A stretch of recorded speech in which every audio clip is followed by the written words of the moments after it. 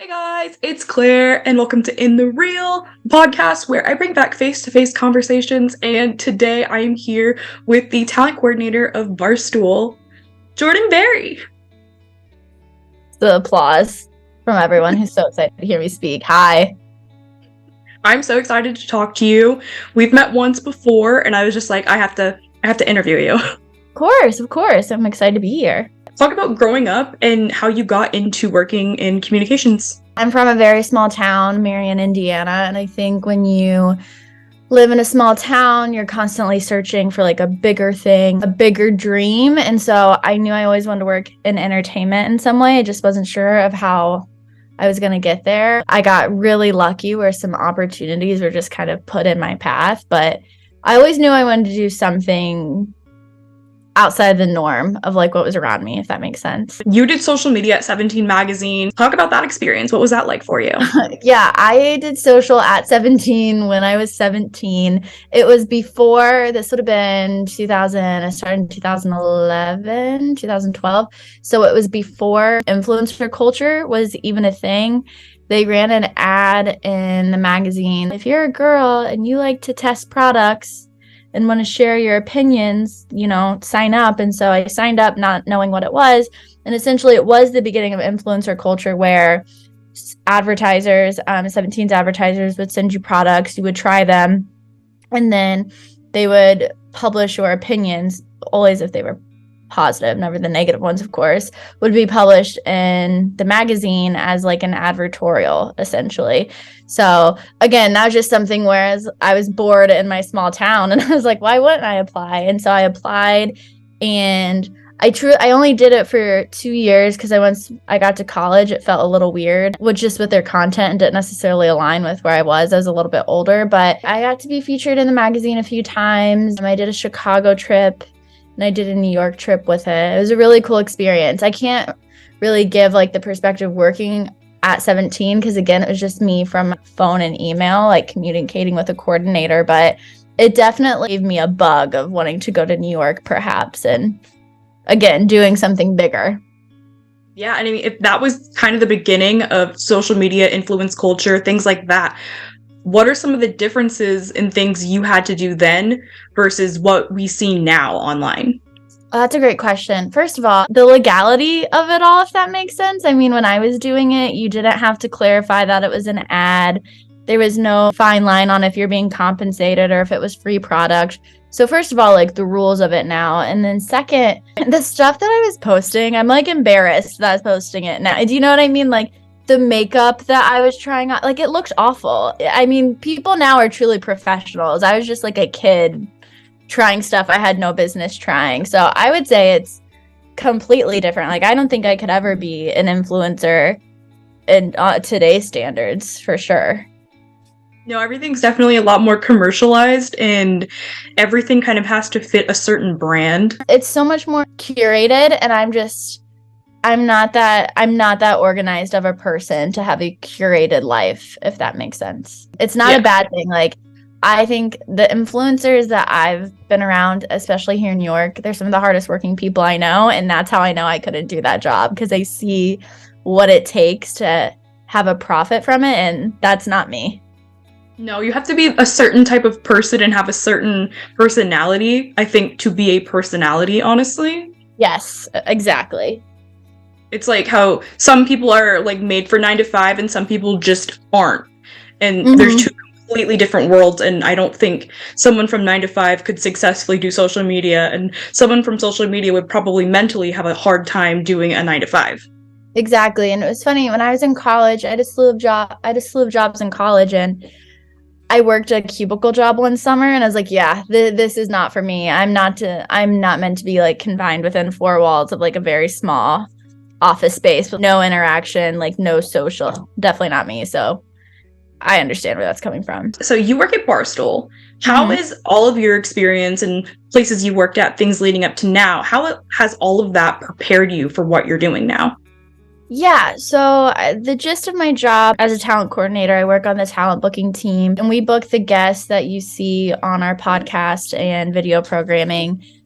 And a lot of it is, to boil it down, it is a lot of work, but to simplify it, it's like networking and relationships. Everything is built off relationships, whether that's the relationship that you have with the publicist, with a studio, with a rep. You're just wanting to continue those good relationships, and that's how you capitalize on a booking. So I'd say in my life, I've always just been like the social butterfly, the person who wants to meet everybody, who wants to befriend everybody.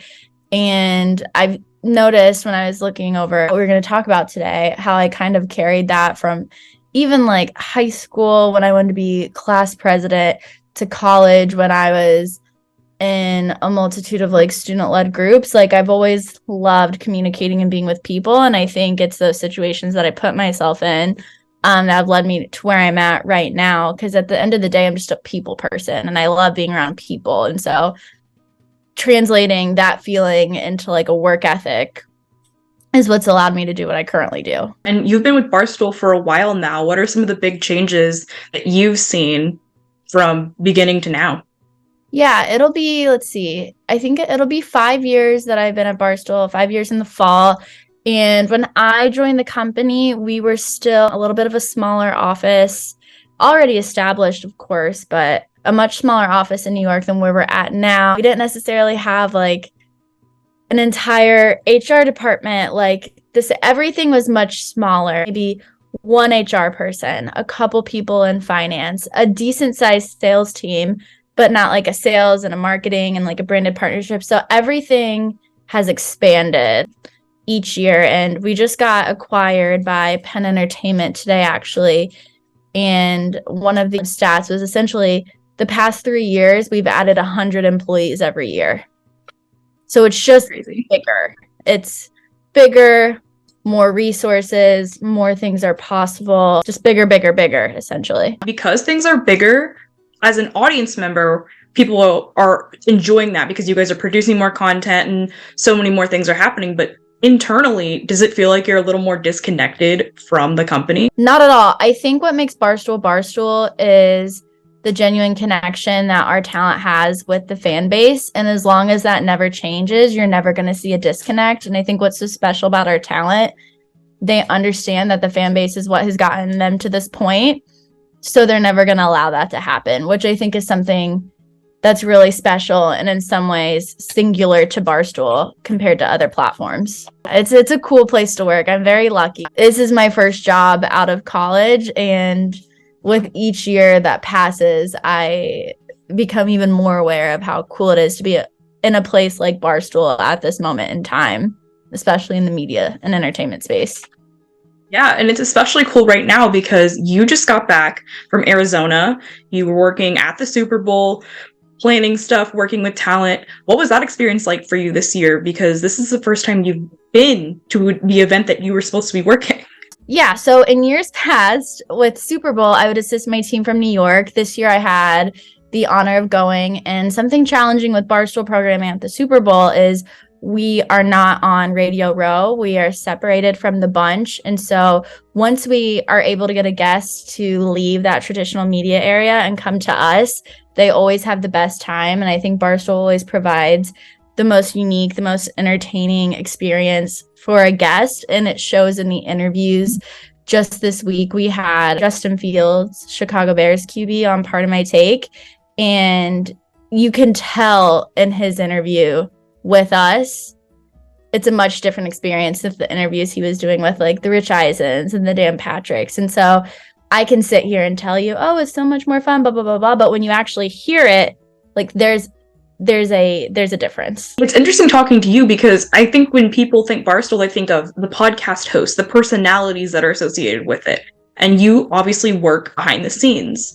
Mm-hmm. What's that like? What do you think that people can take away from you as a behind the scenes person? I would say it's an extremely collaborative environment, not only just my department, but Barstool as a whole. And I think what's so unique with Barstool is we can do a lot of work on our end, as in the talent team, to get a guest on, but then it's also up to the host to take it home, if that makes sense. And so we all rely on each other. You know, talent relies on us to book the guests, but then we're relying on talent, as in the host, to provide a memorable experience. And it's a really great partnership and it's a really great team.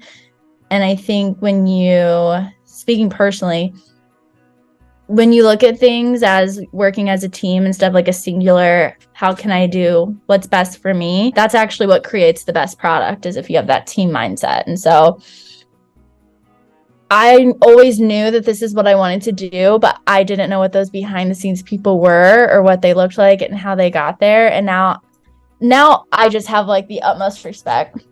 Time out. I'm pulling the dog up because she's jumping. Say hi to Indy. I have the utmost respect for like anybody in production, from the camera crews to producers to PAs. It all takes so much work. It's like a giant puzzle and we're all just the pieces. And I'm really fortunate that we solve the puzzle each and every time.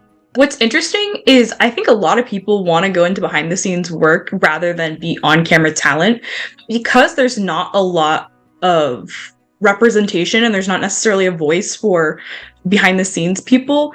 No one really knows what roles there are to be taken and how they can get involved in that. I mean, I would totally agree. I'm never gonna like get online and brag about what I do. Like that's weird. And so yeah, I'm happy to be behind the scenes. I used to do radio on Sirius where I had a more like front facing role, and I do miss radio. That's definitely like still my first love. I love it a lot more than podcasting. It's almost like you don't really need that recognition, because for me, like my recognition comes through the work, like something I do. And I know not everyone does this, but I'm a little unhinged. If I book a guest on something, I will go on Twitter, I will go on Instagram, YouTube, and I'll read all the comments. And so the comments where it's like, wow, this is so funny, this was so great, what a great interview, I take that as my own validation, even though they are obviously talking about the host and the guest. I know I played a small role in that, and so that's how I get by. And I do it for every single guest that I book. I read all the feedback. I think you have to, because you're not the one who's getting approached on the street or by other companies. People are reaching out specifically to talk to the talent. And so for you to get that feedback, you're going to have to go online and maybe see some stuff you don't want to see, but also see the good things and make sure you're doing your job. Exactly. And sometimes, I try not to like set extremely high expectations. Sometimes I have a guest and the conversation doesn't go necessarily how I thought it was going to go, and that does like suck a little bit. But I do remind myself at the end of the day, like an interview on a Tuesday, there's like 10 more you got to get through by this time next week. Like people, an audience, after they consume something, it's not going to sit with them like it sits with me, They're going to move on to the next episode. They're going to move on to the next show that they consume. So they're digesting it a little bit differently than I am. Nowadays, in the last, I guess since COVID hit, I want to say that's when this started becoming popular. Podcast is mainly an audio platform, an audio experience. But now, like what we're doing now, video podcasts are becoming really popular, and you were around for that change. What was that like for you? I used to... Another appearance by the dog. I used to edit podcasts, and I am great at editing audio. Editing video, not my thing at all. So I was very lucky to kind of step back from the podcasting space when that transition was happening. I think video has grown in the podcasting industry, obviously, and I think it's amazing. I'm just glad I don't have to be a part of it anymore, because I hate editing video. I'm so bad at it. So bad. So happy for everyone else, happier for me. No, I 100% agree, and I understand, because I'm the same way. Audio's great, video's too difficult for me. Yeah, it's no good for me. It's like a foreign language. I will never understand it. I think the great thing about it, though, is a lot of people who maybe wouldn't have started clicking on your shows or podcasts and audio things in general are now being welcomed into that space, because someone may not want to listen to something, but if the video feature is available, they're going to watch it. Yeah, it's made podcasting so much more accessible. And right now, and this is just my opinion, like an audience, if you have a fan base, they're going to listen to the full 1 hour. But if you're trying to reach new fans, the easiest way to do it is like a 10-second, 12-second clip. So not only do you have the full podcast on video, but you're clipping it for Twitter, you're clipping it for TikTok, you're shooting it out to a larger audience, and you're making your content easier to consume. It's almost like, catching a a wide net and seeing what you can reel back in for the full thing, if that makes sense. It's almost like you're creating a trailer for your work. Exactly, yeah. You're always looking for that, what's that soundbite that's going to get people to listen? And it's not clickbait, because I mean, I view clickbait as like false advertising, but when you're clipping your show, it's like you're just, giving a preview of the source material. So we're going to reel it back into the Super Bowl. How did that experience go? What were some shows that you brought and things like that? Crazy. I don't know why. I thought I would have more time to like eat, but it was truly like go, go, go, go, go. Like I was looking up like the top taco places. I didn't have one taco in Arizona. I did have In-N-Out finally, and that was really good. But we took a majority of our sports programming, so Pardon My Take and Bustin' with the Boys. And then we also had KFC Radio, which is like a comedy podcast, more so comedy, pop culture, lifestyle, in addition to Barstool Live, which essentially is what Barstool Radio used to be with Dave Portnoy, Big Cat, and Kevin Clancy. And so it was really fun to book for all the shows. Everything kind of stayed central to one content house, with the exception of Barstool Live, which was a live stream at our Barstool bar. And it was just like a ton of fun. My favorite part was probably there's so many reps that I've emailed back and forth with over the past couple of years, and I finally got to meet a couple of them in person. And so that's always nice, because you have like your internet relationship and then you meet them in person. It's just always good to put a face to a name. Yeah, for sure. You kind of, as a behind the scenes person, are now being like, oh, I'm here. This is what it is. Yeah, which I will say, like, I have that experience. I mean, in the office, when we have a guest come into the office in New York, like, I'm right there. Just for Super Bowl, it's always been a little bit different, because you're coordinating logistics from states away, wherever the Super Bowl is. A lot of times, depending on the guest, if it's an athlete, the person who you're talking to may not necessarily be there with the guest. For Super Bowl, everybody comes out. So it was nice to meet people who I had already met virtually. What does that process look like? Is it a closed set, or can people just walk by? No, it depends on the show. So our podcast programming was all closed set at our content house, but then Barstool Live was a live experience where fans could show up and watch and interact with the show. So you went to IWU. How is that experience and being at a smaller school prepared you for what you do now? A small conservative Christian college is a little different than Barstool Sports. I would say at Indiana Wesleyan, it's easy to feel like you're in a bubble. So obviously it's drastically different than where I'm at now in NYC. But I think containing myself to that bubble only pushed me to get out and do something. So yeah, I can't compare the two. They're not similar at all. They're opposites, and that's probably why I enjoy them both. What was the hardest part about moving from the Midwest to the big city? Definitely the price. The cost of living in Indiana is a bit different than the cost of living in New York City.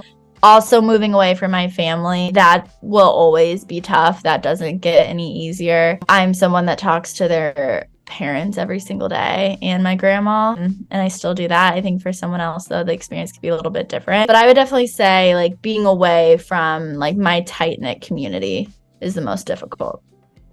Were you able to find a supportive community in New York, or did that take a little bit of a time to find? It took a little bit of time to find friends outside of the workplace, because I moved here for a job, and it was easier to befriend coworkers instead of like going out and figuring things out. I would say it took me like a good 3 years to find a community outside of work, and I'm still building on it.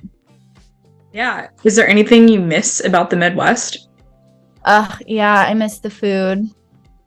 I miss like the portion sizes. Sometimes New York is a little too fancy to me. Sometimes I just want to go in a grocery store and get weird stuff like toaster strudels.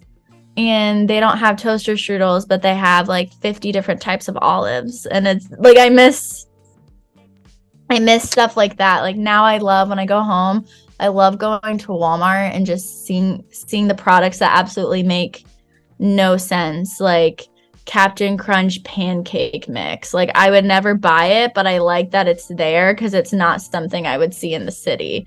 So yeah, I would say food, obviously. Do you think you'll stay in New York for a long time, or do you think you'll move back eventually?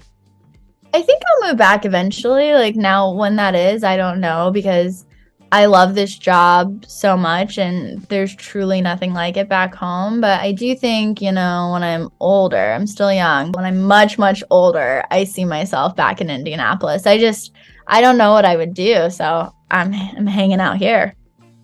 Hopefully, you can keep the job you have because you obviously like it very much and you've had great success and great opportunities with it.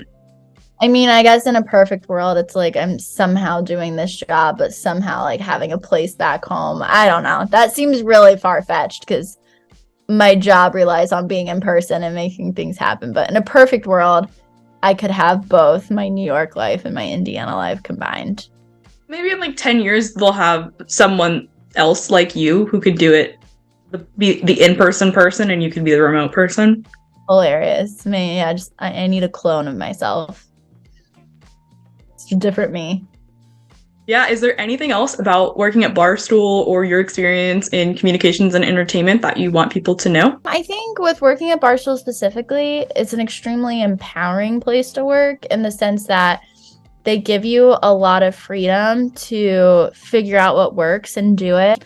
Again, I can't compare it to any other job I've had because this is really like my first job in the field and it just worked, so I stuck here. But I do hear from a lot of people who join the company that they just aren't used to being given the keys to the car, essentially. And I think that's what makes Barstool so special is if you have a vision to do something and if it works, you just go do it, which is really cool because it doesn't work like that everywhere. Well, that is all the questions I have for you, Jourdyn. Thank you so much for taking time out of your busy schedule to talk to me again. Like, this has been amazing. Yeah, anytime. It's a rainy day in the city today. It's really gross out. So I've just been waiting for this. I love that. Well, thank you so much. I'll go ahead and let you go and enjoy the rest of your evening. You and Indy can have a little snuggle session or whatever you guys are gonna do. Every day of my life, every hour of my life, I'm just with my dog. Well, except when I'm at work, when I'm not at work, but when I'm home, I'm with the dog. I get that. Snickers and I like this. Locked in.